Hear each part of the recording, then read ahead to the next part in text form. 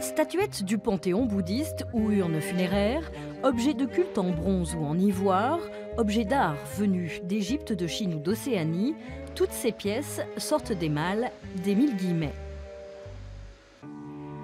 À la fin du 19e siècle, ce riche Lyonnais, voyageur et collectionneur infatigable, a parcouru la planète d'Asie en Amérique pour en rapporter des dizaines de milliers de documents témoignant des religions du monde. Sa vraie passion, c'était surtout les religions.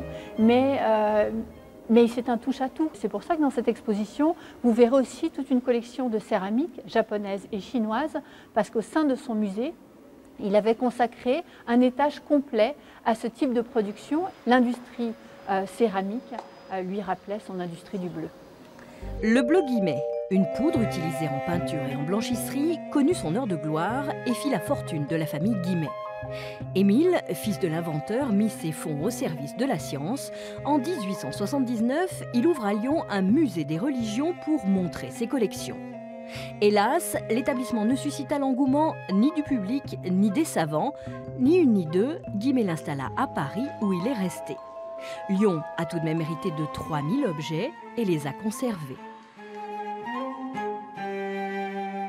Au-delà des collections qu'il nous a, je dirais, léguées, c'est aussi un esprit Guimet, toujours curieux et toujours au service du public.